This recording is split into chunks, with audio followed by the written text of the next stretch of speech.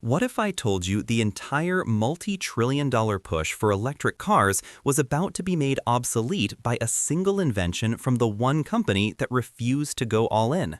Toyota has been secretly working on an engine that could end oil dependency forever, and it's not what you think. For the last decade, the story of the automotive world has been written with a single word: electricity. We were told the internal combustion engine was a fossil, a relic of a bygone era. We were told that batteries were the only path forward. Every major automaker, from Ford to Volkswagen, pivoted, spending hundreds of billions of dollars to chase the electric dream pioneered by Tesla. All of them, except one. While the world went all in on batteries, Toyota, the quiet giant, played a different game. They were criticized, called laggards, dinosaurs clinging to the past.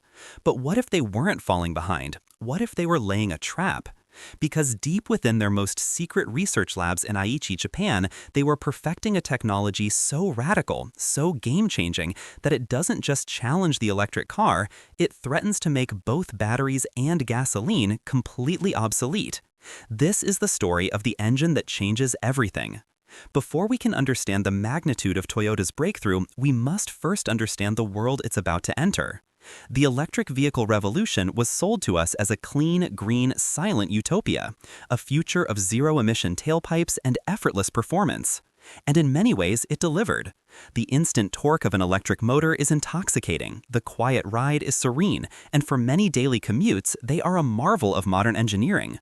Companies like Tesla, Rivian, and Lucid didn't just build cars, they built a vision of the future that millions have bought into. But as the EV adoption curve has steepened, the cracks in this utopian facade have begun to show, and they are becoming too large to ignore. The first and most obvious hurdle is infrastructure. We are asking a century-old electrical grid, already strained in many parts of the world, to suddenly power a fleet of hundreds of millions of vehicles. The demand for fast charging stations far outpaces supply, leading to long waits on road trips, a problem that only worsens during peak travel holidays. For those living in apartments or dense urban areas without a dedicated garage, the simple act of filling up becomes a complex logistical puzzle. This isn't a minor inconvenience, it's a fundamental barrier to mass adoption. Then there is the battery itself, the heart of the EV, but also its Achilles heel. The rare earth minerals required, primarily lithium and cobalt, are at the center of a new, high-stakes geopolitical game. The mining of these materials is often environmentally destructive and fraught with ethical concerns over labor practices in regions like the Democratic Republic of Congo. We are, in effect, trading a dependency on oil cartels for a new dependency on a handful of nations that control the mineral supply chain. Furthermore, these batteries don't last forever. Battery degradation is a real and expensive problem. Over time, an EV's range diminishes, and the eventual cost of replacing a massive battery pack, often amounting to a third of the car's original price, is a terrifying prospect for the average consumer. And what of the end-of-life problem? Recycling these complex battery packs is still an incredibly difficult and energy-intensive process, with many early EV batteries destined for landfills, creating a new kind of toxic waste problem we are only just beginning to grapple with. The weight of these vehicles is another unspoken issue. Due to the immense density of the battery packs, the average EV is significantly heavier than its gasoline-powered counterpart. This increased weight leads to greater tire wear, releasing more harmful particulate matter into the atmosphere. It also puts more strain on our roads and bridges and poses safety concerns in collisions with lighter vehicles. Finally, there's the source of the electricity itself. An EV is only as clean as the grid that charges it. In regions heavily reliant on coal or natural gas for power generation, the long tie pipe argument suggests that EVs are simply outsourcing their emissions from the city center to a power plant miles away. While the grid is slowly getting greener, the transition is far from complete. These aren't minor teething problems, they are foundational challenges to the all-electric dream. It's a dream built on a complex and fragile supply chain, a strained infrastructure, and a technology with significant and expensive limitations. It was in this environment of quiet, growing doubt that the world's largest automaker made its move. While other legacy automakers were tripping over themselves to announce their Tesla killer and pledge all-electric futures by 2030 or 2035, Toyota remained conspicuously reserved. Their CEO, Akio Toyoda, a true car enthusiast and the grandson of the company's founder, became the voice of a silent majority in the automotive industry. He repeatedly warned against the dangers of putting all of our eggs in the EV basket. He spoke about the need for a multi-pathway approach, acknowledging that the energy mix and infrastructure varied wildly across the globe. To the media and Wall Street analysts, this sounded like heresy. They painted Toyota as a company stuck in the past, a giant unable to pivot, doomed to become the Nokia or Kodak of the automotive world. They pointed to Toyota's continued investment in hybrid technology, the very technology they pioneered with the Prius, as evidence of their lack of vision. They scoffed at their parallel research into hydrogen fuel cells, a technology that always seemed to be just 5 years away. But this public perception belied a deeper, more calculated strategy. Toyota wasn't being slow, they were being deliberate. They saw the same cracks in the EV narrative that many were choosing to ignore. Their global footprint, far larger than any other automaker, gave them a unique perspective. They knew that a one-size-fits-all EV solution was unworkable for vast regions of the world that lacked the grid stability or wealth to build a charging infrastructure from scratch. Their philosophy was never anti-EV, it was anti-EV only. They continued to develop and release electric vehicles like the BZ4X, but they did so without betting the entire company on it. Instead, they leveraged their immense profits from their world-dominating hybrid and gasoline car sales to fund a vast and diverse portfolio of research and development projects. While competitors were focused on squeezing a few more miles of range from a lithium-ion cell, Toyota's engineers were exploring avenues the rest of the industry had abandoned or deemed impossible. They were perfecting the hydrogen combustion engine, a technology that uses existing engine architecture but burns clean hydrogen instead of gasoline. They were leading the world in solid-state battery research, a potential holy grail that promised faster charging and greater energy density. But their most secret project, known only to a handful of top executives and lead engineers, was something else entirely. It was a project born from a simple, audacious question.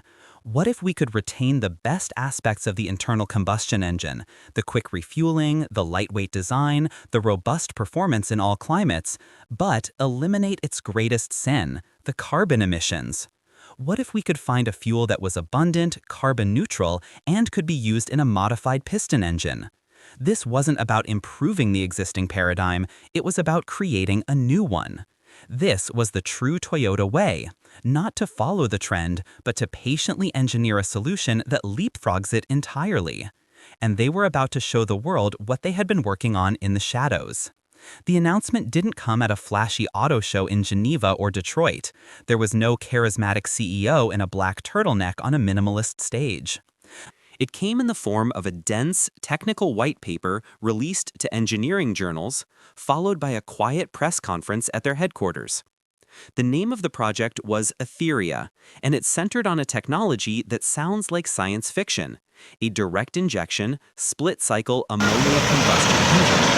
Ammonia, not a fuel most people associate with high-performance automobiles. It's more commonly known as a component in fertilizer or cleaning products. But to a chemist, ammonia, NH3, is a fascinating molecule. It's a dense, stable carrier of hydrogen, composed of one nitrogen atom and 3 hydrogen atoms. Crucially, it contains no carbon. This means that when it combusts perfectly, there are no carbon dioxide, CO2 emissions, no soot, no carbon monoxide. The only byproducts are nitrogen, which already makes up 78% of the air we breathe, and water vapor. The idea of using ammonia as a fuel isn't new. It was experimented with during World War II as a replacement for gasoline and has been used in marine and industrial engines. However, it was always plagued by 2 major problems. It has a low flame speed, meaning it's difficult to ignite and burns slowly, leading to poor performance and efficiency. Secondly, incomplete combustion can produce harmful nitrogen oxides, or NOx, the same pollutants that diesel engines are notorious for. For decades, these challenges made ammonia a non-starter for passenger vehicles. The industry moved on, but Toyota didn't. Their engineers, operating under the Aetheria project, spent over 15 years and an undisclosed fortune systematically cracking these problems.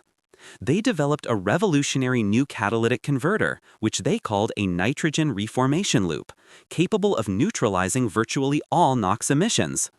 They engineered a dual-fuel injection system that uses a tiny, precise spray of hydrogen, cracked directly from the ammonia on board the vehicle, to act as an accelerant, solving the slow combustion problem and enabling high RPMs and rapid throttle response. They created a new type of piston head and combustion chamber, designed with advanced fluid dynamics modeling to create the perfect swirl and tumble for a complete and efficient burn. The result was an engine that had the power density of a turbocharged gasoline engine, the thermal efficiency of a cutting-edge diesel, and an emissions profile cleaner than a hydrogen fuel cell vehicle. It could be refueled in under 3 minutes from a pump that looks and functions just like a modern gas pump. The fuel, liquid ammonia, could be stored in a lightweight, cryo-compressed tank at a fraction of the pressure required for hydrogen gas, making it safer and easier to package within a standard vehicle chassis. This wasn't just a lab experiment. At the press conference, they showcased a prototype, a current-generation Toyota Supra, its iconic inline-six engine replaced by the Aetheria unit. The car started with a quiet, smooth hum, idled cleanly, and when revved, produced a unique, sharp exhaust note, utterly devoid of the guttural roar of gasoline, yet still distinctly mechanical. It was the sound of a revolution, a sound that sent a shockwave through the boardrooms of every other automaker on the planet. They hadn't just built a new engine, they had potentially just saved the internal combustion engine from extinction and rendered the world's multi-trillion-dollar bet on batteries dangerously precarious. So, how does this miracle engine actually work? Let's break down the Aetheria system, because the genius is in the details. It all starts with the fuel, green ammonia. This is key. The green designation means the ammonia is produced using a process called the Haber-Bosch process, but powered entirely by renewable energy, solar, wind, or geothermal. In this process, nitrogen is pulled from the air and hydrogen is produced from water through electrolysis. These are combined to create carbon-free ammonia. This makes the entire fuel cycle, from production to consumption, virtually emission-free. The fuel is stored on the vehicle in a multi-layered cryo-compressed tank at around -33°C.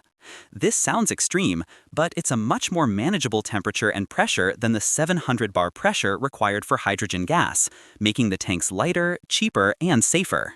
From the tank, the liquid ammonia flows to the engine bay, where the magic truly begins. This is where Toyota's proprietary quantum splitter comes into play. It's a small onboard catalytic reactor. A portion of the liquid ammonia is fed through this splitter, which cracks it back into its constituent parts, hydrogen and nitrogen. This hydrogen is the secret sauce. The engine itself is a marvel of engineering. It's a direct injection spark ignition engine, much like a modern gasoline engine, which means it can be built on existing manufacturing lines, a colossal cost-saving advantage. As the piston moves down on the intake stroke, two things happen simultaneously. First, the main injector sprays a fine mist of liquid ammonia directly into the cylinder. A split second later, a secondary injector fires a tiny, precisely metered puff of that pure hydrogen we just created. The hydrogen, being extremely flammable, acts as a combustion accelerant. It creates a stable and rapid flame front that ignites the main ammonia charge completely and efficiently. This dual injection strategy, which Toyota calls hydrogen-piloted ignition, is what solves the age-old problem of ammonia's slow burn. It allows the Aetheria engine to rev to over 8,000 RPM and produce incredible power. The prototype Supra engine, a 2.0-liter four-cylinder, was shown to produce over 450 horsepower and 500 pound-feet of torque, outperforming its original 3.0-liter gasoline inline-six while being lighter and more compact. The power is one thing, but the efficiency is where it becomes truly mind-boggling. The Aetheria engine achieves a thermal efficiency of over 55%. For context, most gasoline engines struggle to surpass 40%. This means more of the fuel's energy is converted into useful work and less is wasted as heat. This translates directly into incredible range. Toyota claims the Aetheria-powered Supra has a range of over 800 miles on a single tank of ammonia, more than double that of the best long-range EVs, and it can be refueled in just 3 minutes. Finally, we come to the exhaust. After the power stroke, the only things coming out of the tailpipe are nitrogen, which is harmless, and water vapor. But what about the dangerous NOx emissions? This is where the final piece of the puzzle, the nitrogen reformation loop, comes in. It's an advanced selective catalytic reduction system. Any tiny unburnt traces of ammonia or newly formed NOx pass through this catalytic converter. A sophisticated sensor array detects the exact composition of the exhaust gas and injects a microscopic amount of ammonia back into the stream. This ammonia acts as a reducing agent, reacting with the NOx molecules and converting them back into harmless nitrogen and water.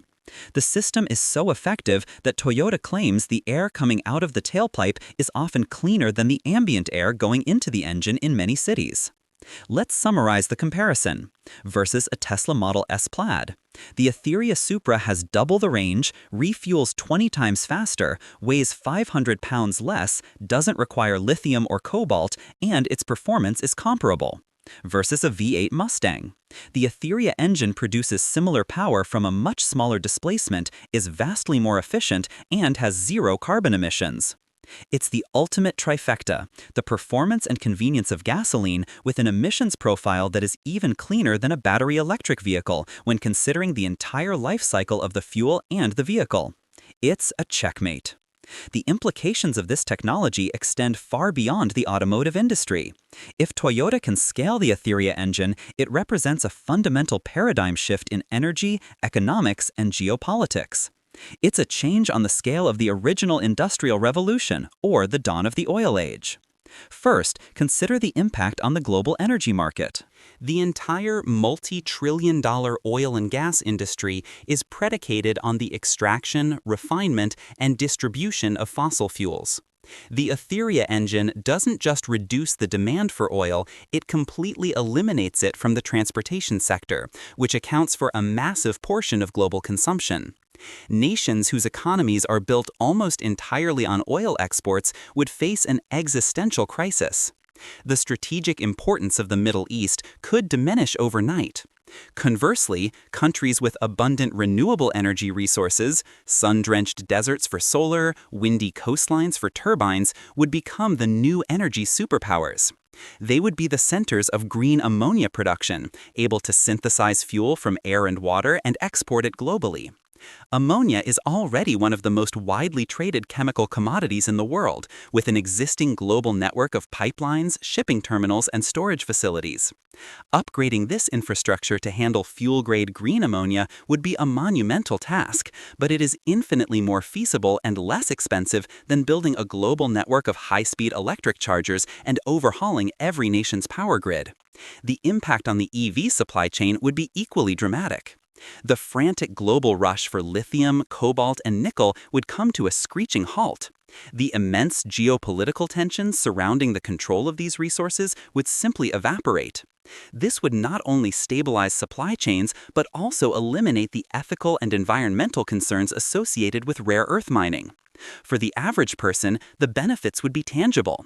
Imagine a world with no more volatile gasoline prices, dictated by distant conflicts and cartels. The price of ammonia fuel would be stable, tied only to the cost of renewable electricity. The convenience of a 3-minute fill-up would return. The problem of range anxiety would become a distant memory. For developing nations, this technology could be a lifeline. Many of these countries lack the capital to build a robust electrical grid and charging infrastructure for EVs. However, they could adopt ammonia-based transportation relatively easily, leveraging the existing liquid fuel distribution model they already understand. It could allow them to leapfrog the EV era entirely, moving straight to a clean, carbon-free transportation system. But this transformation would also create losers. Tesla, a company with a market capitalization built entirely on the promise of an all-electric future, would face an unprecedented threat. Their vast network of superchargers, once a key strategic advantage, could become a liability. Legacy automakers like Ford and General Motors, who have bet their futures and invested hundreds of billions in retooling their factories for EV production, would be caught in a strategic nightmare. Do they write off their massive investments and pivot again, or do they double down on a technology that may have just been rendered obsolete? The Aetheria engine isn't just a new product, it's a destabilizing force that could redraw the map of global power and wealth for the next century. In the wake of Toyota's earth-shattering announcement, a wave of skepticism and cautious criticism naturally emerged from the scientific and engineering communities. While no one doubted the validity of Toyota's lab results, many experts raised critical questions about the real-world viability and scalability of an ammonia-based economy. The first and most significant hurdle is the production of green ammonia. While the technology exists, the current global production of green ammonia is minuscule, a tiny fraction of what would be needed to power the world's fleet of over 1 billion vehicles.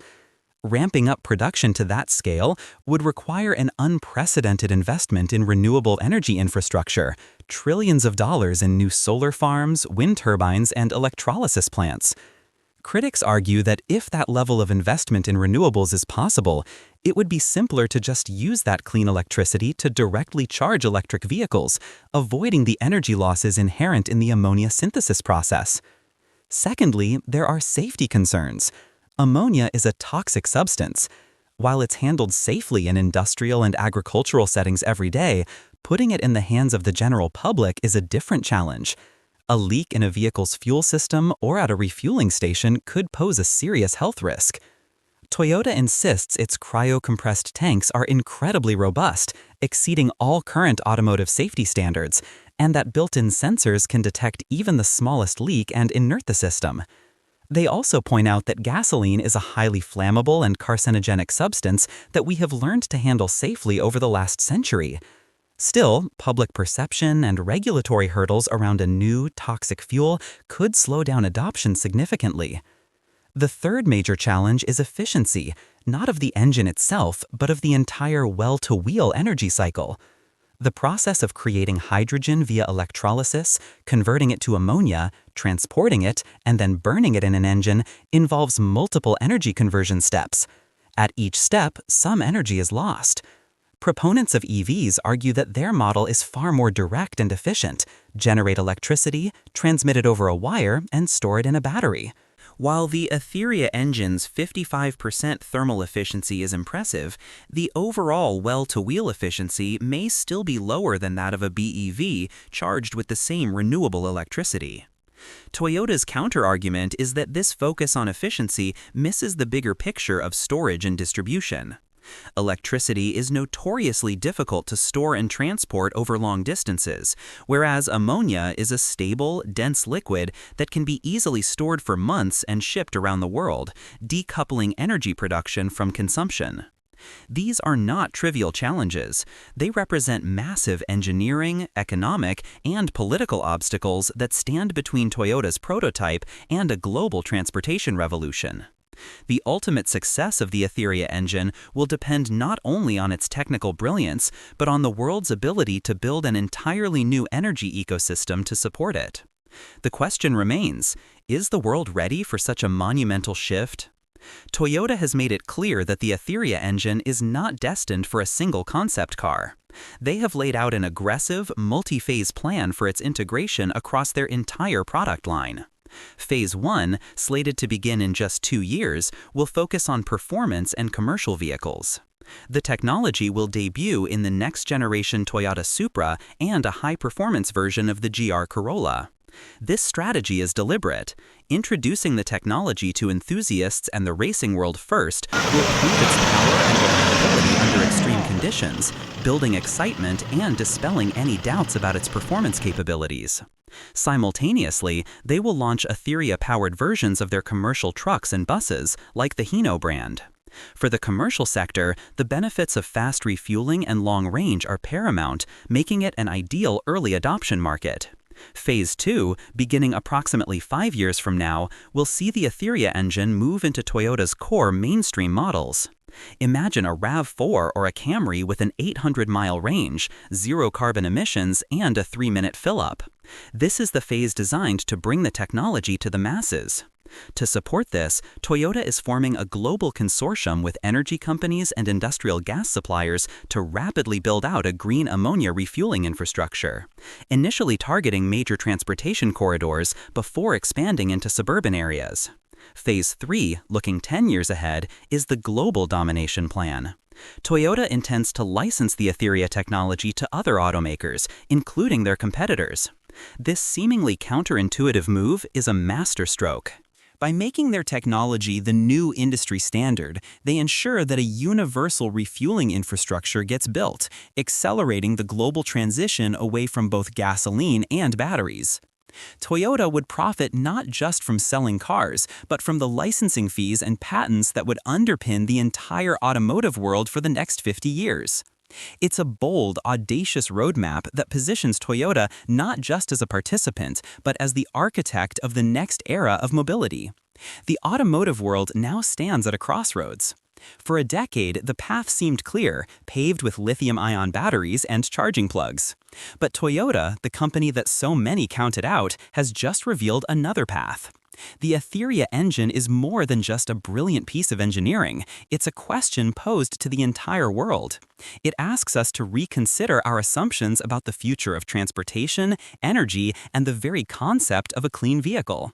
It offers a future that retains the convenience and freedom of the combustion era but eliminates its environmental sins. Of course, monumental challenges remain, but the gauntlet has been thrown down. The quiet giant has finally roared, and the industry will never be the same. Is Toyota's ammonia engine the checkmate that ends the EV revolution? Or is it a brilliant but ultimately impractical dream? The race for the future of the car has just been blown wide open. What do you think is the real future of driving? Let me know your definitive take in the comments below.